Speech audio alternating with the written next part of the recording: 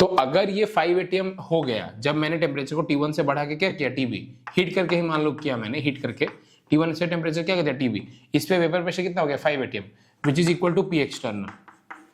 तो जब vapour pressure बराबर हो जाएगा बाहर के प्रेशर के, तब ये जो टेम्परेचर आएगी जिसपे वेपर प्रेशर 5 atm बनेगा, इस टेम्परेचर को हम लोग बोलते हैं बॉइलिंग पॉइंट। क्या बोलते हैं, बॉइलिंग पॉइंट। इसीलिए अब आप समझें, बॉइलिंग पॉइंट में भी दो प्रकार के बॉइलिंग पॉइंट होते हैं, एक होता है स्टैंडर्ड बॉइलिंग पॉइंट और एक होता है नॉर्मल बॉइलिंग पॉइंट। और स्टैंडर्ड बॉइलिंग पॉइंट में क्या कंसिडरेशन लेते हैं हम, वो आप पहले देखें। स्टैंडर्ड बॉइलिंग पॉइंट जो होता है ना बच्चे, उसमें आपका जो P एक्सटर्नल माना जाता है ना, उसको माना जाता है 1 बार, और इसमें जो माना जाता है P एक्सटर्नल, इसको माना जाता है 1 atm।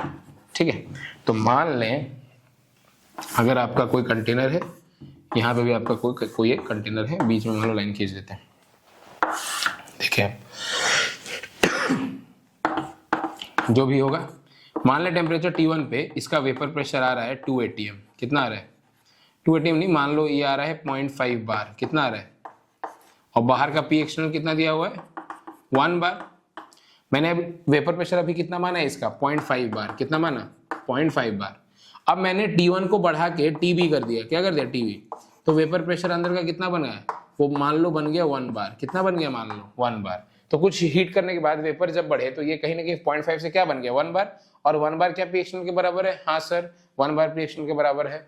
तो वो टेम्परेचर जब वेपर प्रेशर बाहर के P एक्सटर्नल के बराबर हो जाए, उसी टेम्परेचर को हम क्या बोलते हैं, उसी टेम्परेचर को हम लोग बोलते हैं स्टैंडर्ड बॉइलिंग पॉइंट। जब 1 बार के बराबर हो जाए, वेपर प्रेशर जब 1 बार के बराबर हो जाए, तो उसी को हम लोग कौन सा बॉइलिंग पॉइंट बोलते हैं, स्टैंडर्ड बॉइलिंग पॉइंट। क्लियर। तो ये जो टेम्परेचर आएगी वो एक बॉइलिंग पॉइंट देगी, और वो boiling point standard boiling point होगा।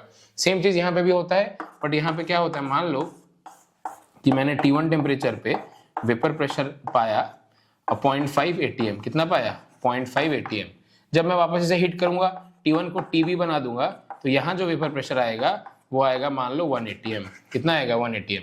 तो वो टेम्परेचर, क्या बोल रहा हूं, वो टेम्परेचर जब vapour pressure of the liquid becomes equal to 1 atm, that is the P external, then that temperature at which these things happen, this temperature is known as the normal boiling point। समझ में आया, normal boiling point। so this is very easy relation कि आपको basic boiling point का definition पता हो गया कि ये वो टेम्परेचर है या ये वो कांस्टेंट टेम्परेचर है जब अंदर का लिक्विड का वेपर प्रेशर बराबर हो जाता है बाहर के P एक्सटर्नल से। समझ में आया, ओके। सो थैंक यू, आज के लिए इतना ही। ये हमारा पहला लेक्चर यहीं पे खत्म होता है। Next class will be discussing more questions on Clausius Clapeyron equation, plus हम लोग और बॉइलिंग पॉइंट के कुछ पॉइंट्स लिखेंगे। Thank you.